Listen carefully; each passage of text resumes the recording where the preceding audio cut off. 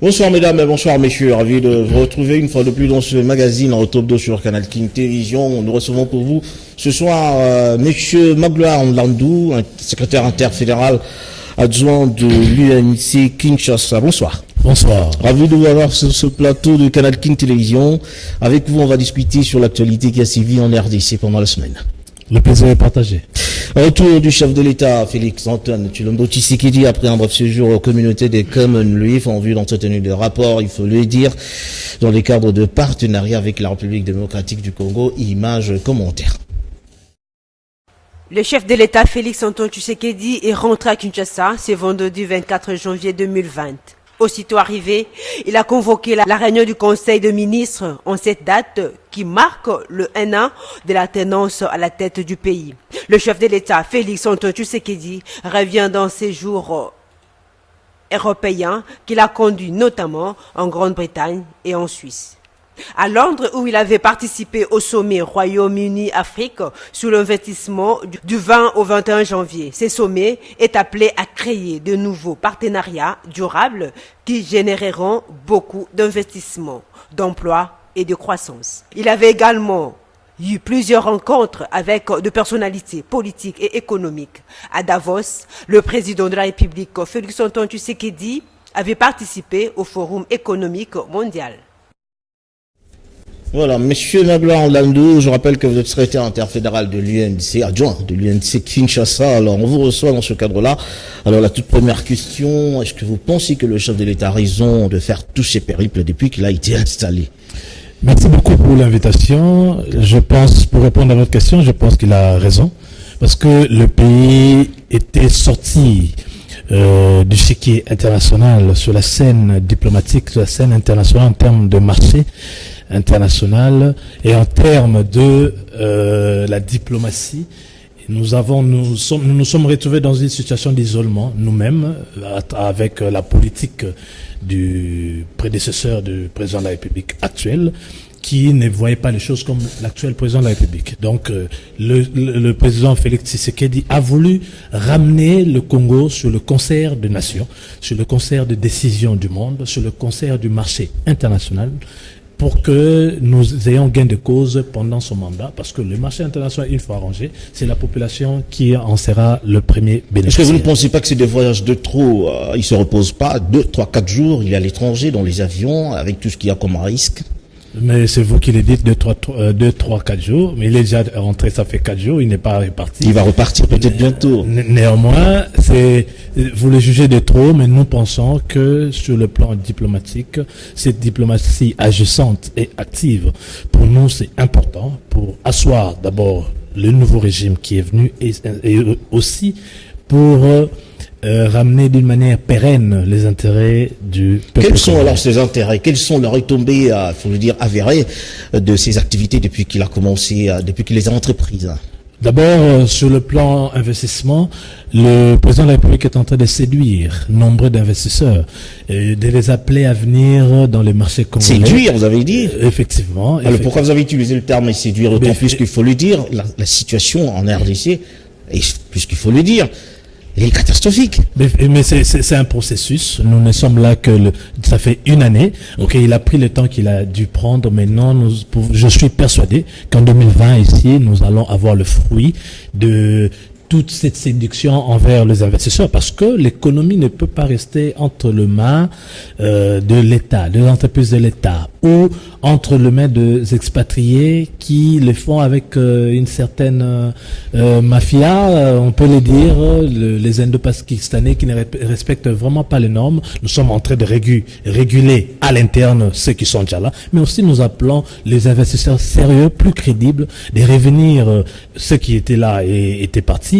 pour ceux qui ne sont jamais venus, de venir investir dans notre beau pays. Il faudra peut-être ramener plus de 180 personnes à bord pour aller négocier ce genre de marché ou de ce genre de contrat. Le chef de l'État est en train de faire de grandes missions.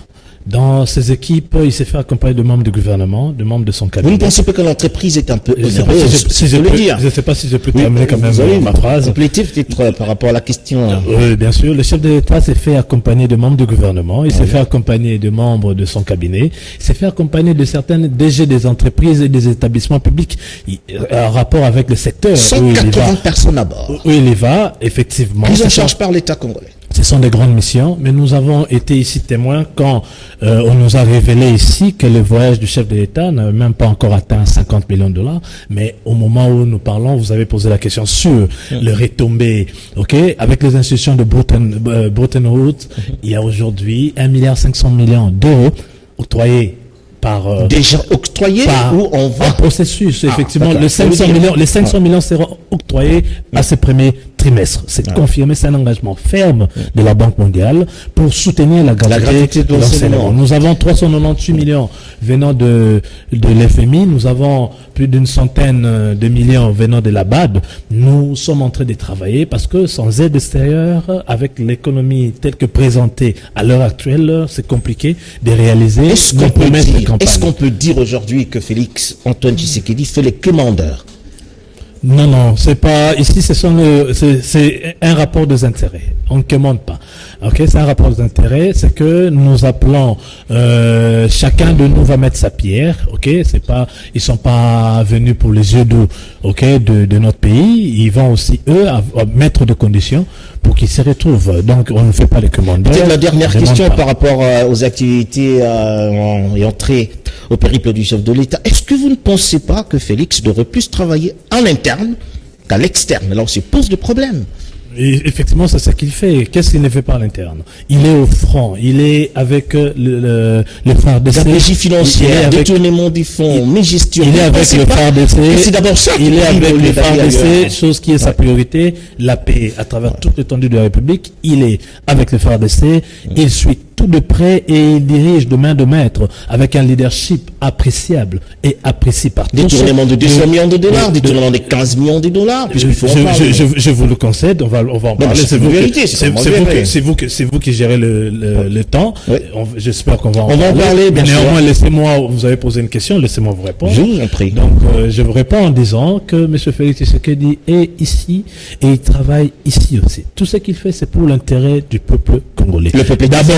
D'abord, il faut ramener la paix à l'est de la République. Et le chef de l'État le fait aussi bien. Nos troupes de FARDC sont en train de gagner le terrain. Et aujourd'hui, nous comptons du doigt le chef rebelle c'est un dossier qu'on pourra peut-être aborder dans les heures qui viennent. On ne faut pas lui reprocher de vouloir travailler trop à l'extérieur, tandis qu'il travaille trop ici. C'est vous qui le dites. Moi, je pense, le monsieur que je suis en train de voir à la cité de l'OIA, ok, je le vois très souvent ici qu'à l'extérieur du pays. Voilà, on continue ce magazine pour dire quand même que Janine Mabunda, speaker de l'Assemblée nationale, s'est prêté finalement à l'interprétation des propos du chef de l'État visant la dissolution du Parlement. Il s'est évertué également à réduire les champs ouverts par Félix Antoine Tshilombo Tshisekedi au regard de la crise qui sévit en RDC. Ensuite, Janine Mabunda, présidente de l'Assemblée nationale, serait piquée au vif par les derniers propos du chef de l'État quand il s'agit de la dissolution de l'Assemblée nationale. Sans trop le dire avec détail à l'appui, l'élu de Bumba évoque expressis verbis l'article 148 de la Constitution comme si elle renvoyait aux études le président de la République. Sujet sur la dissolution, mon collègue du Sénat et moi-même, nous lui avons rappelé la ratio legis de l'article 148. Il ne faut pas jeter des articles de la Constitution en pâture à des incompréhensions ou des malentendus. L'article 148 parle bien de dissolution de l'Assemblée nationale, mais dans des cas précis. Il y a des conditionnalités. Il faut qu'il y ait une crise persistante entre le gouvernement et la chambre basse du Parlement, ce qui pour l'heure n'est pas le cas puisque les programmes du gouvernement et le budget ont été votés au-delà de notre propre majorité parlementaire. Donc, sérénité en ce qui concerne le dialogue entre institutions. Par ailleurs, selon le prescrit de cet article, le président de la République est invité, dans le cas de cette crise, à consulter le Premier ministre, le président de l'Assemblée nationale et le président du Sénat. Certains observateurs sont sur le qui-vive et redoutent la réaction de Mabunda, considéré déjà comme un fâcheux précédent entre les institutions, président de la République et Assemblée nationale. Et avant toute décision, faute de quoi, en fait, on serait dans une violation de texte, et la violation de texte est régie, en fait, par l'article 165 de la Constitution, qui dit que toute personne qui méconnaît notre loi fondamentale peut être exposée au cas de haute trahison pour violation intentionnelle de la Constitution. Je ne cite que les articles, je ne prends pas position, mais il me semble important de rappeler à tous que n'est pas juriste qui veut, et donc nous devons être très prudents. Monsieur Magloire Landou, vous avez suivi avec moi les propos de Jean Mabunda, speaker de l'Assemblée nationale, qui a finalement recadré le chef de l'État et qui peut-être le renvoie aux études par rapport peut-être à l'intention de vouloir dissoudre le Parlement tel qu'il a fait à l'extérieur. La question peut-être, Félix-Antoine Tshilombo-Tshisekedi montre les biceps à l'extérieur et peut-être à l'intérieur, il fait peut-être, je ne vais pas utiliser les termes, fait-leur mou, non, je ne pense pas. C'est quoi les termes déjà que vous ne voulez pas utiliser? Je n'ai pas utilisé les termes. Okay, merci. Je pense quand même que Madame Mabunda est allée trop loin, ok, trop loin. Et moi, j'ai juste cette réaction d'une réaction trop impolie. Okay, trop impoli, vous j'assume mes mots parce que. Vous assumez également le mot, oui, vous effectivement. Cette réaction, elle est vraiment trop impolie et ce n'est pas de la blague, Madame Mabunda. Vous devez vraiment faire un effort de vous revoir votre manière de parler au chef de l'État. Vous ne pouvez pas dire au chef de l'État qui est juriste qui le veut. C'est les magistrats suprêmes, au cas où vous l'aurez, vous, oublié. Et ce n'est pas vous, comme vous l'avez vous-même, excusez-moi la tautologie, vous-même conclu que vous n'êtes pas juriste. Ok, c'est pas à vous de donner des leçons sur les juridismes ou encore sur des matières juridiques. Donc, c'est pour dire que Mabunda a tort, cette histoire, au sein de notre famille politique, nous a vraiment réveillés et nous a vraiment tapé. Réveillé, vous êtes en train de vous endormir. Effectivement, parce que nous pensions avec que les relations étaient au bon fixe avec nos partenaires du FCC, mais nous comprenons qu'il s'agit un peu trop. Madame Mabunda, si vous pouvez me le permettre, vient nous dire ici qu'il y a des conditionnalités, qu'il y a tout ça. Mais oui, effectivement, il y a des conditionnalités au cas où il y a crise entre le gouvernement et l'Assemblée nationale. Mais qui constate la crise? Ce n'est pas Madame Mabunda qui est redevable devant le 80 millions de Congolais. C'est le président de la République, parce que le président de la République est élu sur base d'un programme exécuté par le gouvernement. C'est lui le chef de l'exécutif. C'est lui qui constate qu'il y a un couac. Est-ce qu'il y a réellement une crise? S'il vous plaît. C'est lui qui constate qu'il y a un couac. On doit expliquer notre position aux téléspectateurs avant que vous nous posiez la question. C'est lui qui constate qu'il y a crise. La Constitution reconnaît qu'à seul le chef de l'État d'apprécier crise ou pas. Il n'y a pas de thermomètre institutionnel, il n'y a pas une institution à part le président de la République qui peut dire que là, il y a crise ou pas. Nous avons vécu tout ce que nous avons vécu et le président n'a jamais dit qu'il allait dissoudre l'Assemblée nationale. Le président a parlé du conditionnel. Si. Ok? Ça, c'est le premier point. Et Madame Mabunda, deuxièmement, Madame Mabunda, en tant que présidente de la Chambre basse, d'abord, elle n'est pas chef d'une institution. Ok, l'institution, c'est le Parlement qui est bicaméral, composé du Sénat et de l'Assemblée nationale. Donc, elle n'est pas chef de l'institution. Elle n'a pas il y a un problème de proportionnalité. Elle n'est même pas elle n'est pas égale ou supérieure au chef de l'État. N'a-t-elle pas droit à la parole? Elle n'est pas égale ou supérieure au chef de l'État. Elle n'a pas droit à la parole. Effectivement, j'en arrive, je vais expliquer ça. Elle n'est pas égale ou supérieure au chef de l'État pour essayer de se comporter avec amertume et arrogance. Disons la crise. Arrogance de la sorte. Est-ce qu'elle n'a pas la parole? Est-ce qu'elle n'a pas droit à la parole? Il y a ce qu'on appelle un devoir de réserve quand on est dans les institutions. Ok? Madame Mabunda ne peut pas parler comme le secrétaire permanent du PPRD. On peut concéder certaines histoires à M. Chadari, il a répondu à une question parce que c'était au cours d'une cérémonie de l'Assemblée nationale. Elle était là en tant que présidente de l'Assemblée nationale et non comme chargée de femmes du PPRD. et non comme citoyen simple. C'est là au cours des échanges de vœux entre l'administration de l'Assemblée nationale et le bureau. Qu'est-ce qui gêne finalement par rapport à ce Madame Mabunda, pour dire, elle a droit à la parole, mais elle a aussi droit aux réserves. Parce que quand on est dans la boîte, on se comporte pas n'importe comment. Vous ici, moi je peux émettre un avis sur Canal Kin, ok, mais vous pouvez pas, sur le DG bien sûr, mais vous pouvez pas faire la même chose que moi. Ok, vous devez avoir le droit de réserve parce que vous êtes de l'entreprise, vous êtes de la boîte. Madame Mabunda a de pouvoir. Et elle est du corps qui constitue le pouvoir dirigé par Félix Tshisekedi. Elle peut pas se référer. Parlons de la crise, on a assez parlé de Mabunda. Oublier des histoires dont elle ne maîtrise même pas. Quels sont les détails finalement de cette crise que vous remarquez au sein de cette, je veux dire, cette assemblée? C'est que sûr, nous n'avons jamais dit qu'il y avait crise. Ok, nous n'avons jamais dit qu'il y avait crise. L'appréciation de la crise, c'est réservé seul au chef de l'État. Et je lui remets la primaire de... Vous soutenez quand même la position du chef de l'État qui dit au cas où il y a crise, il faut dissoudre. Mais c'est constitutionnel au cas où il y a crise. Pourquoi on a mis ça dans la Constitution? Au cas où il y a crise, c'est de son devoir de dissoudre l'Assemblée nationale. Je pose une question. Le chef de l'État prend une décision bafouée par un ministre. Le chef de l'État ordonne une activité refusée par le camp FCC. Quelle activité il a ordonné? Par exemple, pour l'inauguration du saut de mouton, les chefs de l'État, le gouvernement et puis les ministres. Il a ordonné, non, le chef de l'État. Voilà, il ordonne au ministre des Finances, refuse de. Non, le ministre des Finances n'a rien bloqué. La gestion de l'argent, du trésor public, c'est pas facile. Ok? Il a des éléments, il a des informations. Le ministre des Finances ne peut pas. Est-ce que quelque part. Le chef de l'État, si je peux répondre, le chef de l'État l'a dit lui-même, que jusque-là, il n'y a aucun ministre qui entrave à son déroulement des actions. Même pour les mandataires le moment refusé. Quand le chef de l'État le dit lui-même, c'est qu'il y a des éléments qui sont entre le chef de l'État et ses ministres. Lui-même a dit haut et fort qu'aucun ministre, n'entravait sur ses décisions.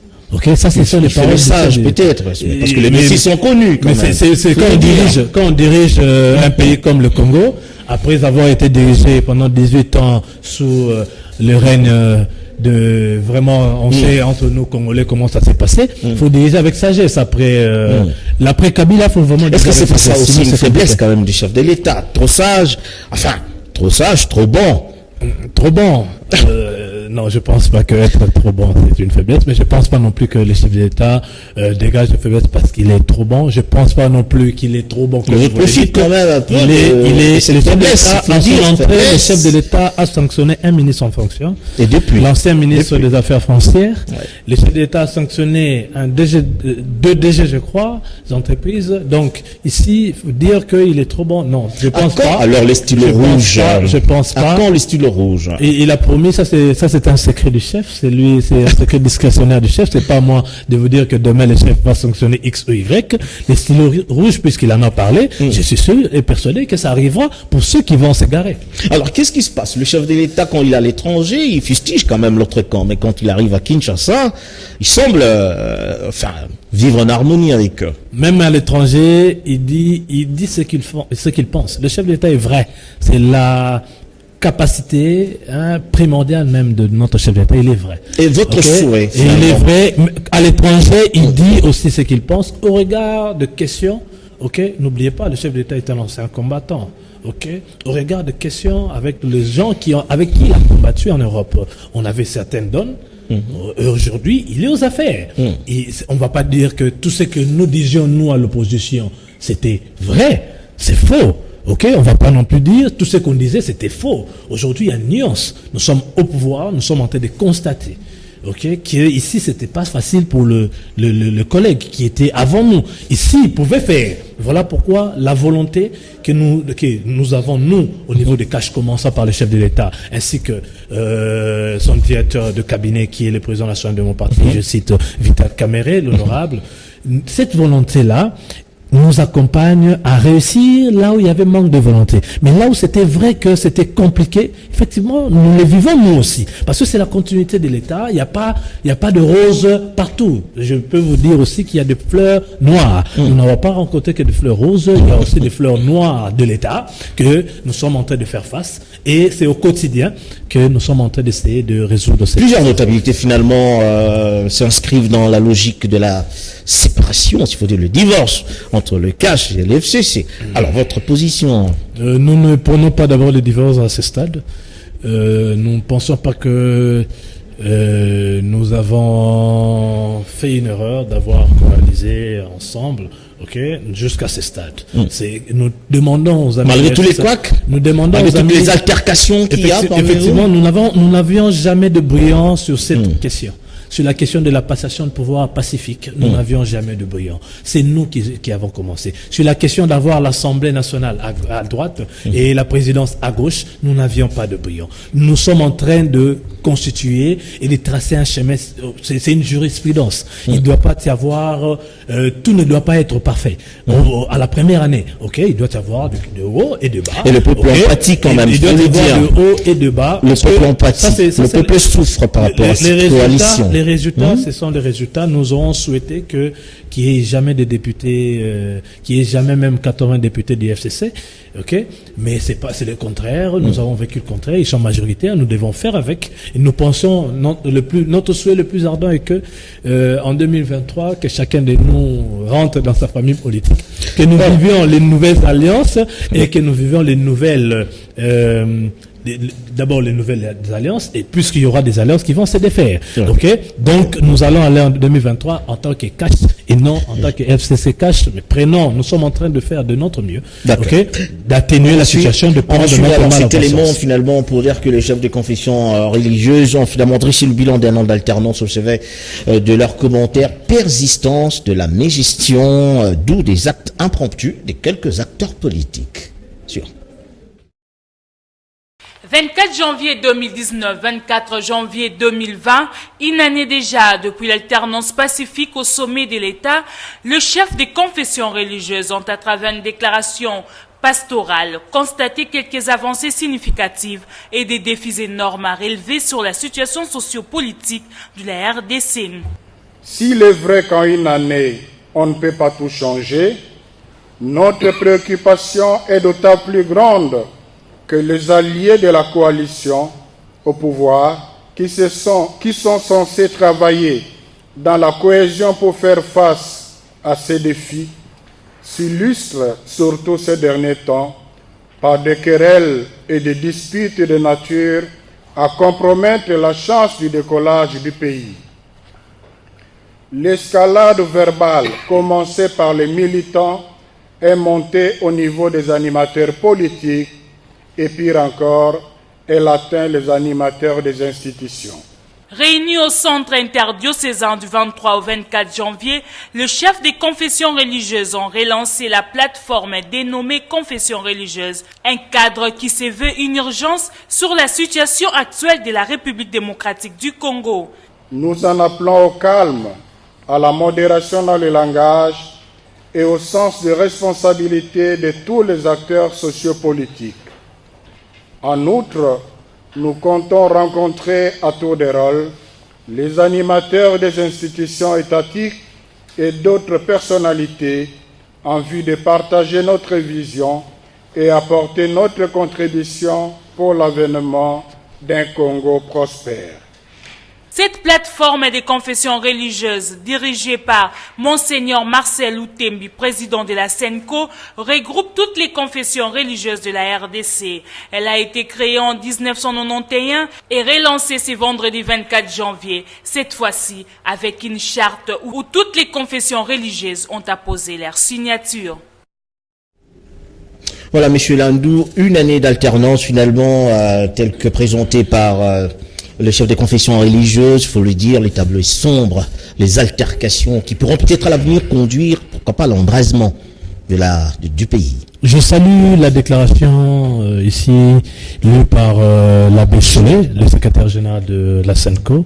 Ok, ça c'est, je vois vraiment le rôle de l'Église, c'est-à-dire c'était toutes les confessions religieuses qui ont émis les souhaits qu'ils ont émis, et nous ne pouvons que saluer quand ils appellent au calme. Ils ont dressé un bilan, ok, et je ne dirais pas que c'est faux, c'est vraiment vrai ce qu'ils ont dit, c'est qu'il y a des avancées qu'ils ont reconnues, merci, et il y a aussi beaucoup de défis à relever, chose que nous sommes tous d'accord. Nous sommes d'accord qu'il y a beaucoup de défis à relever, et nous travaillons, nous membres au pouvoir, nous travaillons pour que ces défis à relever soient effectivement relevés. Mais aussi, l'appel fait par ces dignes fils de l'Éternel, c'est-à-dire ces apôtres, cet appel doit vraiment être pris au sérieux. Et je peux, moi aussi, faire appel aux amis du FCC d'aimer le pays. Il faut aimer le pays. L'autorité morale Joseph Kabila a avec lui ses passifs et ses actifs. Ok, il a fait ce qu'il a pu faire pour la République. Ce n'était pas tout sombre non plus. Il y a des aspects positifs, mais il passera. Qu'ils apprennent à écouter beaucoup plus le texte. Parlons alternance, M. Landou. Si je peux terminer, qu'ils apprennent à écouter beaucoup plus le texte qui nous régissent, à écouter l'autorité établie, qu'à écouter le chef de l'État, l'ancien chef de l'État, Joseph Kabila, qui aujourd'hui est devenu sénateur à vie. Il ne peut pas être au centre de toutes vos actions, au centre même de vos pensées. Ça, c'est grave.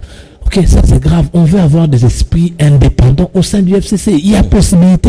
On lit à chaque instant de s'aligner comme dire qu'ils sont alignés. À chaque instant de s'aligner comme des enfants qui vont à l'école à Kinshasa. Ça c'est choquant. C'est devant leur autorité morale. Mais même si c'est pas en ordre. C'est quoi la prochaine question? La prochaine question, M. Landou, qu'est-ce que vous pensez finalement de l'alternance telle que perçue au sein de votre coalition? L'alternance. Qu'est-ce que ça vous dit, l'alternance? Quelque chose de très louable. Ça veut dire quelque chose de très bien.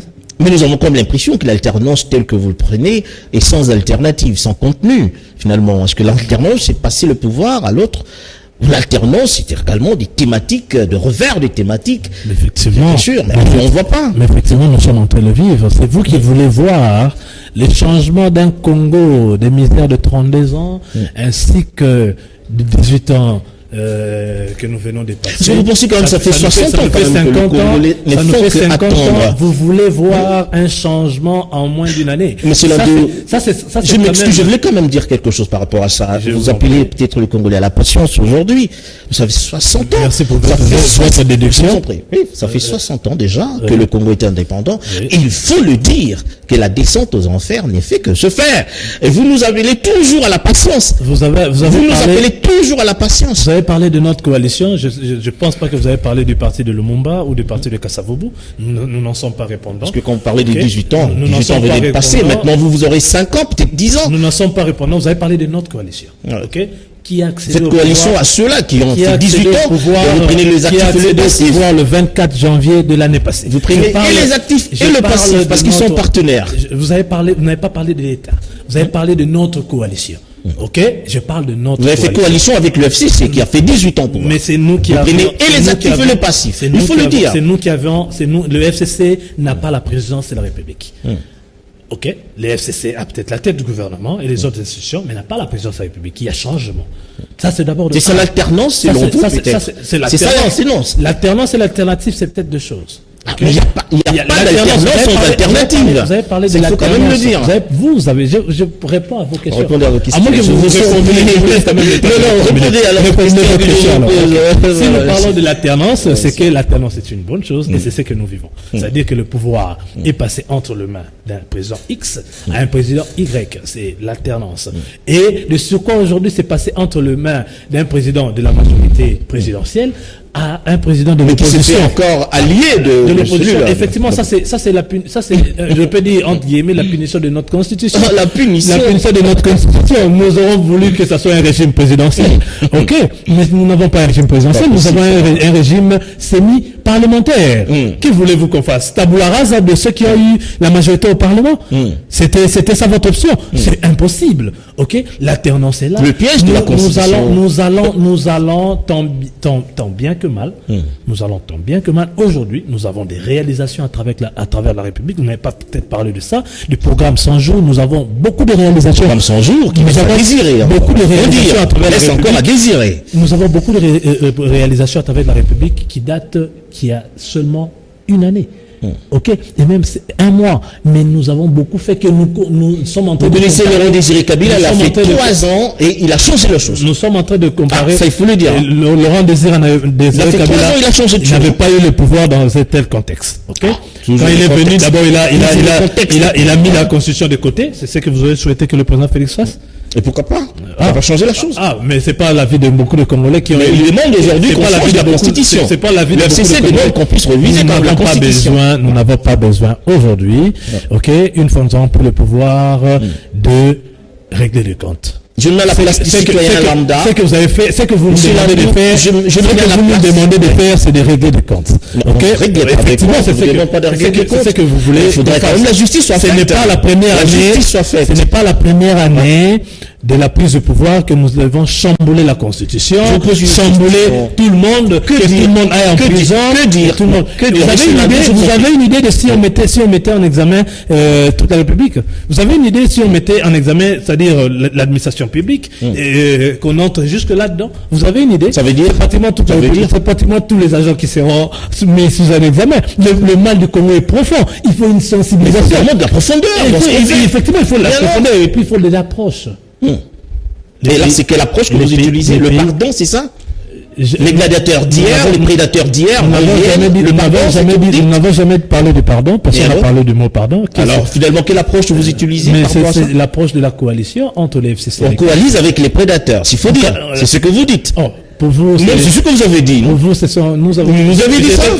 Si on met en examen tout le monde et tout le monde ira en prison. Mais un instant. Mais oui. Mais un instant, je parle du mal profond du Congolais. Incarné par qui? Je parle même de l'administration publique. Incarné par qui? Nous avons dit ça à l'opposition. Ok? Hier, vous étiez à l'opposition. Vous avez dit ça. Mais aujourd'hui, vous commencez à vous confondre. Confondre comment? Ah mais oui, quand vous ne connaissez plus cela, mais c'est dangereux. Connaître quoi? Oui, parce que vous avez nous avons nous travaillé avec le ministre du FCC depuis janvier jusqu'en septembre avant le gouvernement Inokamba. Nous avons fait beaucoup plus de réalisations d'ailleurs. Ok? C'était avec le même ministre que nous à l'opposition nous avons traité de ne pas savoir faire leur boulot. Nous les avons vus, nous les avons dirigés autrement. Ok? C'est peut-être, il y a un autre problème. C'est peut-être le leadership qui était mauvais. Le leadership incarné par Félix Tshisekedi, est venu remettre tout le monde à sa place et chacun est en train de bien faire son travail. Si on chacun est en train de très bien faire son travail, vous pensez, avec des tournements et tout, avec mes gestions, chacun fait son travail. Mais le président de la République a dit que ses ministres font bien leur travail. Ah bon? Mais quand il est à l'extérieur, il comprend qu'il y a des blocages. Il a dit ça à l'extérieur. Mais bien sûr. Il n'a jamais dit qu'il y avait. Mais il a dit quand même qu'il y a blocage à l'extérieur. Quand il était à l'extérieur, il a dit qu'il y a des blocages. Et le stylo rouge. Mais non, mais quand il a fait il a prévenu ceux qui vont faire blocage. Non. Ne lui donnez pas les propos qu'il n'a pas dit. Il a dit ceci. Il a parlé des stylos rouges. Il a dit ceci. Il a parlé des stylos rouges. Répondez la question. Il a parlé des stylos rouges. Laissez-moi répondre. Il a parlé de blocage. Mais laissez-moi répondre. Je pense que vous voulez devenir interfédéral adjoint de l'UNC. Ok. Donc, sinon laissez-moi répondre. Vous êtes encore journaliste. Non, mais on ne fait pas le débat. On ne fait pas le débat d'État avec les émotions. On ne fait pas le débat d'État avec les émotions. C'est naturel. À un moment donné, je comprends, à un moment donné, on doit se relever. Je vous laisse parler. Vous avez le chef de l'État a dit ceci. Il a prévenu tout celui qui va, je le répète, tout celui qui va mettre en mal ses décisions, tout celui qui va mettre en mal sa vision, tout celui qui va mettre en mal sa façon de faire, c'est-à-dire son exécutif. Celui-là fera face au stylet rouge. Et il a dit à Ningala, le terme est connu à Kinshasa, bic rouge. Voilà, monsieur Landou. Mais il n'a jamais dit qu'il y avait un ministre qui faisait mal son travail. Ainsi que Lambda me pose la question, il pose quand même à monsieur de l'UNC, d'autant plus qu'ils sont au pouvoir. Vous savez, est-ce qu'il connaît le prix aujourd'hui del Carto d'Impiodi, il connaît le prix aujourd'hui de Ram d'Impiodi, il connaît le prix de Sakombi. Alors qu'est-ce que vous dites finalement par rapport à tout ça, avec la flambée des prix, avec des grèves par-ci par-là, et vous pensez que les ministres font bien leur travail? Merci beaucoup. La flambée de prix plutôt, ce n'est pas une nouveauté. C'est un instant. Hier, vous l'avez décrié quand vous étiez de l'autre côté. Je n'ai jamais dit que c'était une bonne chose. Ah, voilà. Je n'ai jamais dit que c'était une bonne chose. J'ai dit seulement c'est pas une nouveauté. Ouais. Dans la vie quotidienne d'une nation, ouais. Ok, il y a des moments comme ça où il y a des flambées de prix. Ouais. Ok, on est d'accord. Partout au monde, les prix ne sont pas stabilisés durant 20 ans, 40 ans comme ça dans le monde. Il y a tout pays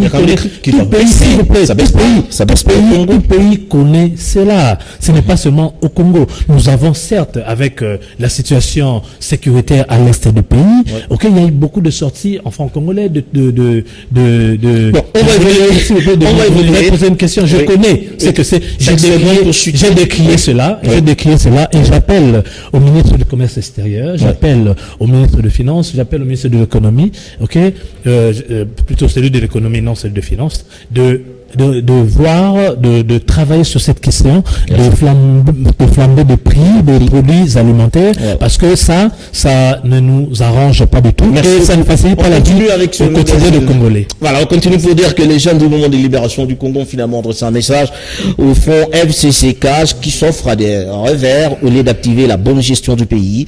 Ils ont au cours d'une déclaration fait mention de leur mécontentement à ces animateurs. On le suit. Nous, jeunes du Parlement de la jeunesse du MLC, PJMLC en sigle, de l'interfédération de Kinshasa, réunis ce jour en plénière, constatons que le pays est mis dangereusement en péril à cause du comportement irresponsable et irréfléchi des membres de la coalition FCC Cash qui passent leur temps dans des querelles inutiles, reléguant au dernier plan l'intérêt du peuple.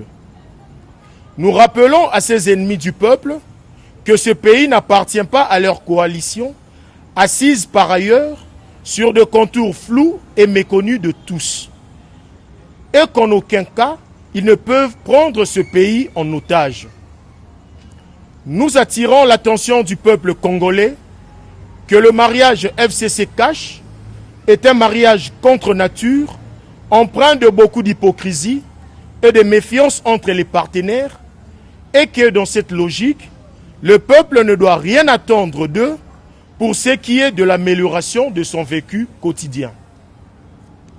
Comment expliquer que pendant que nos compatriotes sont tués à l'Est et que de plus en plus, le pays court des risques de la balkanisation et que la plupart de nos provinces ne sont pas gouvernées, qu'il y a surchauffe des prix des produits de première nécessité sur le marché et que nos compatriotes victimes de pluies diluviennes et des inondations sont abandonnés à leur triste sort et que les membres du FCC et Cash se mettent en spectacle avec des querelles inutiles sur la dissolution de l'Assemblée nationale et la mise en accusation du chef de l'État.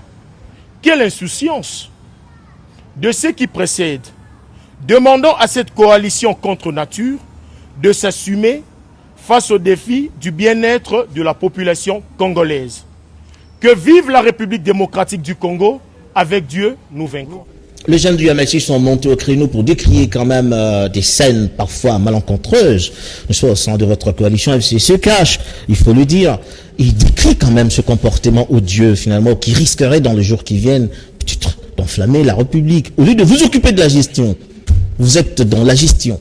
Merci beaucoup. Je suis pas d'accord quand ils nous traitent d'ennemis de la République, mais je suis d'accord sur le fond de leur texte.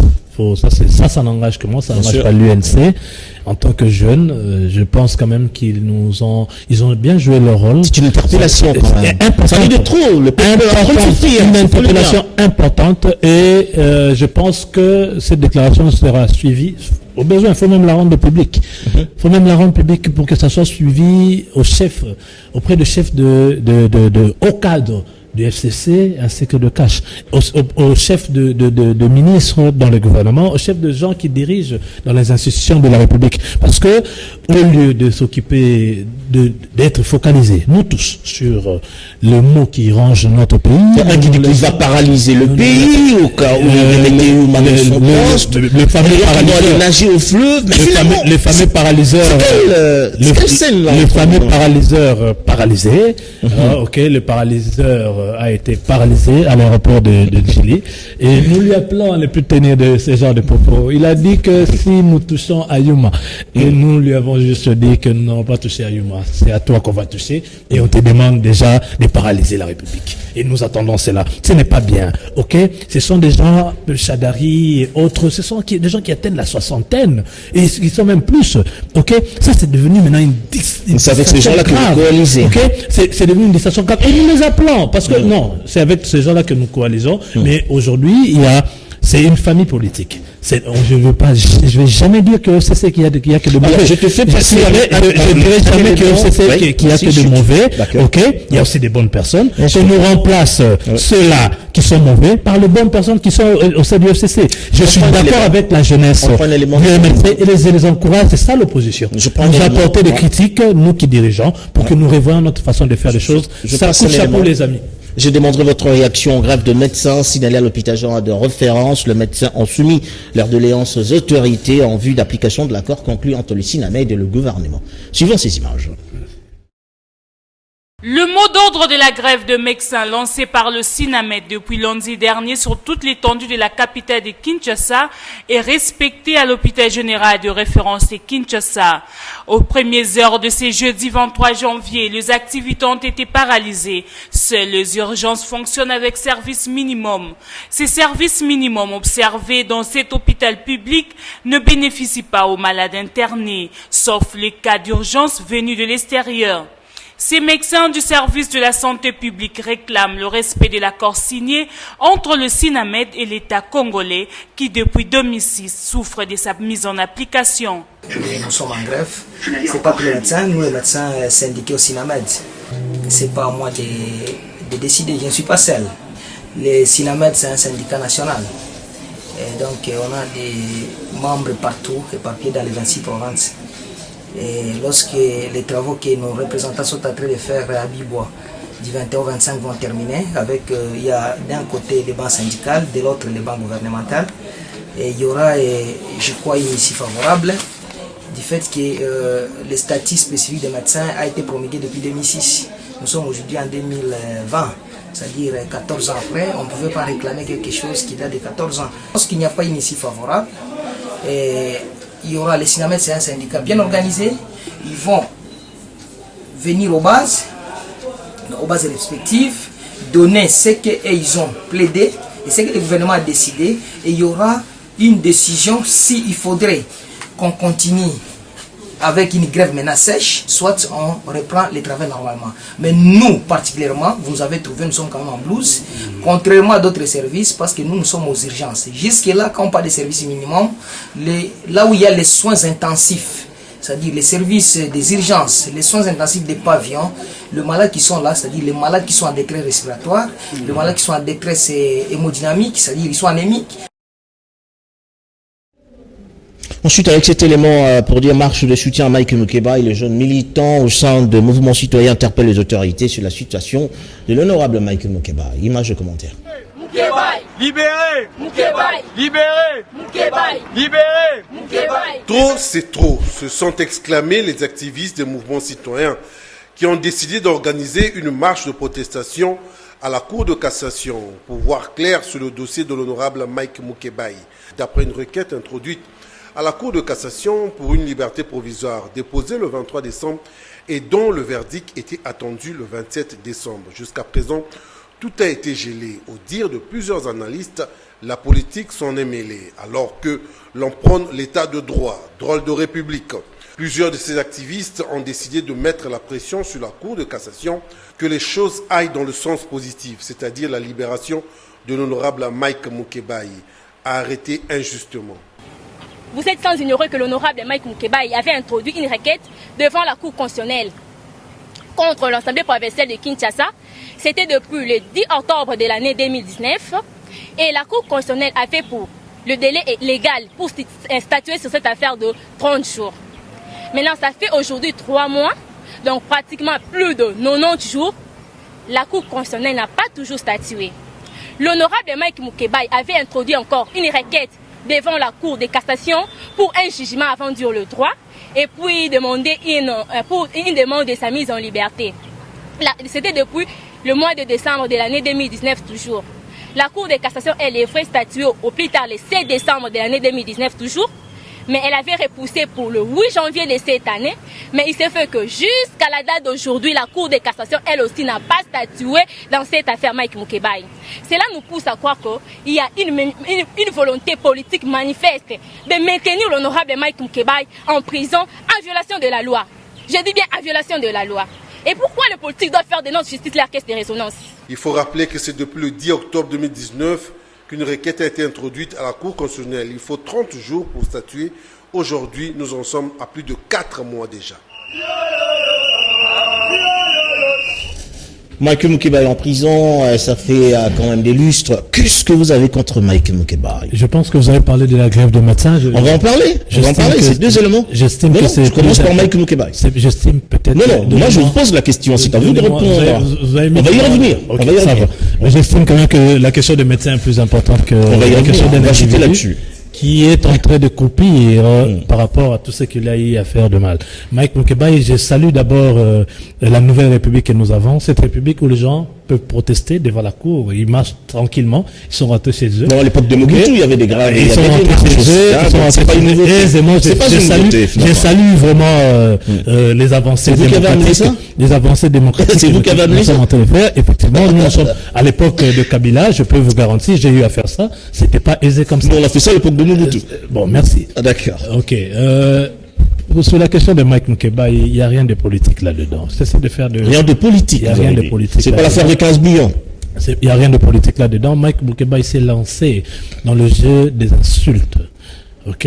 Mike Mukebai s'est lancé. Je ne parle pas de critiques. Les critiques, nous savons les discerner. Mike Mukebai a insulté.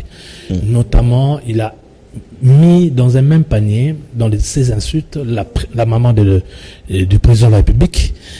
Il est allé très loin dans des propos outrageants à travers le président de la République, c'est même pas ça les fractions.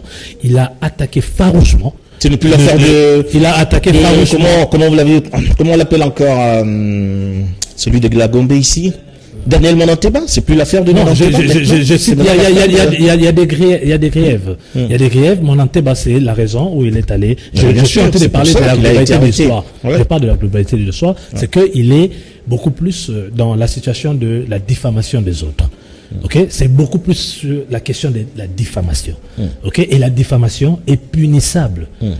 Dans nos textes, Logo. Pourquoi vous ne les jugez pas? Pourquoi vous ne les jugez pas? C'est la justice doit ça fait quand même plus de 4 mois qu'il est en prison, vous ne les jugez pas? Vous êtes journaliste, je respecte d'ailleurs votre profession ainsi que vous-même, vous êtes investigateur. Bien sûr. Allez investiguer, tendez votre micro auprès des juges. Pourquoi est-ce qu'ils ne les jugent pas? Ça, c'est pas à nous, moi je suis pas juge. Je peux pas m'immiscer dans les affaires qui sont dans l'enceinte de ceux qui... Je peux pas m'immiscer dans les affaires qui sont dans le cours des tribunaux. Monanteba a été victime, ok?